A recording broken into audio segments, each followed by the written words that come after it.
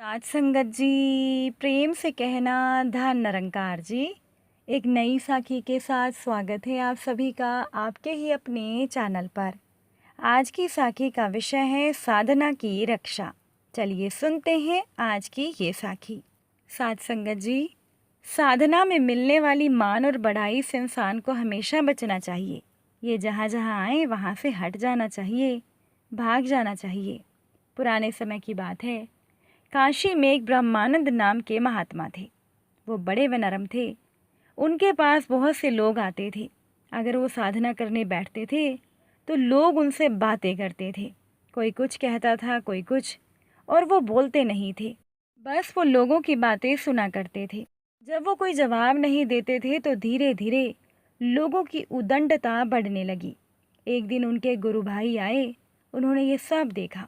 उनके गुरु भाई ने ब्रह्मानंद जी से कहा, तू मूर्ख है, तू आने वाले लोगों पर खूब गुस्सा किया कर, उन पर जोर जोर से चिल्लाया कर। तब ब्रह्मानंद जी ने कहा, मुझे गुस्सा करना तो आता ही नहीं है। तब उनके गुरु भाई ने कहा कि ठीक है, मैं बैठता हूँ। और ब्रह्मानंद जी के पास उनके गुरु भाई बैठ गए। गुरु भाई ने जहाँ दो चार लोगों को डांटा तो लोगों ने बाकी लोगों से कह दिया कि ब्रह्मानंद जी के पास मत जाना, वहाँ पर तो एक बहुत बड़ा क्रोधी साधु आ गया है। लोगों का वहाँ पर आना जाना बंद हो गया। साध संगत जी, यद्यपि क्रोध नहीं करना चाहिए, हम भी क्रोध का समर्थन नहीं करते, परंतु यदि क्रोध बाढ़ के रूप में हो तो वो गलत नहीं होता। आपने देखा ही होगा कि बगीचे की रक्षा करने के लिए यदि उसमें कांटों की बाढ़ लगाई जाए तो उसमें कोई आपत्ति नहीं है। हाँ, अगर कांटे बिछाए जाएं तब तो सारी आपत्ति है। परंतु बगीचे के सुंदर फलों और पुष्पों की रक्षा के लिए अगर कांटे की बाड़ लगाना ज़रूरी है तो ये बाड़ अधर्म नहीं है, ये कोई बुरी चीज़ नहीं है। इसीलिए कहते हैं कि जितने दुर्गुण हैं इन सबको भी यदि अपनी रक्षा के रूप में हम रख लें तो कोई आपत्ति नहीं है, हम बच जाएंगे। साधक उसे अपनी साधना के साधन की रक्षा हेतु प्रयोग करे। किसी भी प्रकार से हजार हजार कष्ट सहकर साधना की रक्षा करें। साध संगत जी, भगवान के अनुसंधान में चलने वाले लोगों से दो बातें स्वाभाविक रूप से छूट जाती हैं। पहली बात तो डर, और दूसरी बात है प्रलोभन। अगर ये बने रहते हैं तो साधक अपनी साधना पूरी नहीं कर पाता, रुक जाता है। भगवान के मार्ग में चलने वालों के सामने ये दो ही विघ्न आते हैं। भगवान के एक बहुत बड़े भगत थे जिनका नाम था ध्रुव। ध्रुव अपने निश्चय से चले। उनकी माँ नहीं जानती थी कि उनके इस प्रकार से कह देने से उनका बच्चा चल देगा, परंतु ध्रुव के अंदर तो सच्ची लगन थी। ध्रुव एक क्षत्रिय बालक था। उस बालक के मन में जोश आ गया कि बस मैंने किसी भी तरह भगवान को प्राप्त करना है। तो ध्रुव अपने रास्ते पर आगे बढ़ गए भगवान को ढूंढने के लिए। मार्ग में जब ध्रुव को नारद जी ने देखा तो नारद जी ने विचार किया कि अगर कोई अधिकारी हो तो उसे मंत्र देना चाहिए। अब नारद जी का तो यही काम है। नारद जी ध्रुव के पास गए और जाकर बोले, बेटा तुम कहाँ जा रहे हो? ध्रुव का जवाब था कि मैं भगवान से मिलने जा रहा हूँ। नारद जी ने फिर कहा, भगवान से मिलने? क्या तुम जानते हो कि भगवान है कहाँ, वो कैसे हैं? ध्रुव ने कहा कि मेरी माँ ने बताया है, कमल के पत्ते जैसे भगवान के विशाल नेत्र हैं और भगवान मधुवन में रहते हैं, बस मैं वहीं जा रहा हूँ। नारद जी ने ध्रुव से कहा, तुम भगवान से मिलने क्यों जा रहे हो? तब ध्रुव ने सारा वृतांत नारद जी को सुना दिया। नारद जी ने ध्रुव को समझाया, बेटा तुम वापस चले जाओ, मैं तुम्हारे पिताजी के पास चलता हूँ, मैं उनसे कहकर तुम्हें राज्य भी दिलवा दूंगा। लेकिन ध्रुव तो अपनी बात पर अड़ा रहा। ध्रुव ने नारद जी से कह दिया कि मुझे जो भी लेना है भगवान से लेना है, आपसे कुछ नहीं लेना, मुझे तो भगवान से मिलना है। ध्रुव के मन में ज़रा सा भी प्रलोभन नहीं आया।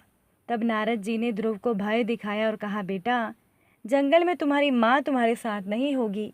जंगल में अजगर होंगे, बाघ होंगे, सुअर हैं, और भी न जाने कितने जानवर हैं, भूत प्रेत हैं, बड़ा बीहड़ वन है। वहाँ खाने पीने को भी कुछ नहीं है। तुम दुख पाओगे, घबरा जाओगे, रोओगे, तब तुम क्या करोगे? लेकिन ध्रुव ने कहा, मैं ये सब कुछ नहीं जानता, वहाँ पर भगवान है तो मैं वहाँ ज़रूर जाऊँगा। नारद जी ने ध्रुव से कहा, बेटा एक बार फिर से सोच लो। ध्रुव ने कह दिया, मैंने सोच लिया है, मैं भगवान से मिलने ज़रूर जाऊँगा। नारद जी ने सोचा कि ना तो इसे भय डरा रहा है और ना ही इसे प्रलोभन रोक रहा है, ये एक सच्चा साधक है। तब नारद जी ने ध्रुव को कहा कि तुम जाकर ओम नमो भगवते वासुदेवाय का जाप करो। ध्रुव ने ऐसे ही किया और उस छोटे से बच्चे ने 6 महीने के अंदर ही भगवान को पा लिया। साध संगत जी, इसी तरह से सच्ची साधना थी एक साध्वी रोहिणी की। पति का अकाल निधन साध्वी रोहिणी पर वज्राघात था, जिसे सहन कर पाना असंभव था, किंतु अपने बेटे देव शर्मा के प्रति कर्तव्य और ममता ने उसे जीने के लिए विवश कर दिया। अभ्यास नहीं था, फिर भी उसने घोर परिश्रम किया, बेटे को न केवल पाला बल्कि उसे उच्च शिक्षा भी दिलवाई। देव शर्मा माँ के प्रताप से अपने समय के श्रेष्ठ विद्वानों में से एक गिना जाने लगा। माँ वृद्ध हो गई। नीति कहती थी कि अब बेटे को प्रति उपकार करना चाहिए, पर दृष्ट कृदंगता को क्या कहा जाए। जहाँ भी उसका जन्म हुआ, मर्यादाएं, नीति और कर्तव्य अभाव वहीं कलंकित हुए। संसार में यह जो कलह और अशांति है, कृतघ्नता ही उसका एकमात्र कारण है। बेटे के मन में ये समझ नहीं आई, अपनी मुक्ति, अपना स्वर्ग उसे ज़्यादा ज़रूरी लगा। इसीलिए अपनी माँ और छोटी बहन को बिलखता छोड़कर देव शर्मा घर से भाग गया और नंदीग्राम में एक मठ में जाकर तप करने लगा। एक दिन देव शर्मा प्रातःकाल नदी के किनारे स्नान करके उसने अपना चिवर सूखने के लिए ज़मीन पर डाल दिया और स्वयं वहीं पर आसन लगाकर ध्यान में मगन हो गया।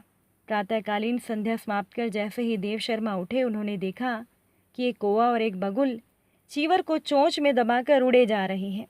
देव शर्मा के क्रोध का ठिकाना ना रहा। देव शर्मा ने बहुत बड़ी बड़ी तांत्रिक सिद्धियां प्राप्त की थी। शक्ति का मद बहुत बुरा होता है। उन्होंने क्रोधपूर्ण दृष्टि से पक्षियों की ओर देखा।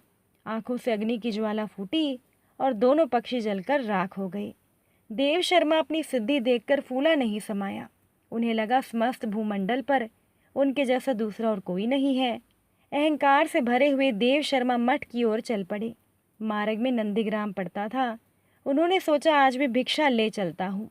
सो देव शर्मा ने एक दरवाजे पर जाकर आवाज़ लगाई, भिक्षाम देही, और भिक्षा के इंतज़ार में वहीं खड़े हो गए। भीतर से आवाज़ आ रही थी। इससे पता चलता था कि गृह स्वामिनी अंदर ही थी, पर कोई बाहर नहीं आ रहा था। ये देखकर देव शर्मा को गुस्सा आ गया। उन्होंने दोबारा, तिबारा और चौथी बार भी पुकारा, पर हर बार अंदर से एक ही आवाज़ आई, स्वामी जी ठहरिए, मैं भी साधना कर रही हूँ। साधना खत्म होने पर ही भिक्षा दूंगी, तब तक आप इंतज़ार करें। देव शर्मा का क्रोध सीमा पार कर गया। वो तड़प कर बोले, दुष्टा, साधना कर रही है या परिहास, जानती नहीं इस अवहेलना का क्या परिणाम हो सकता है।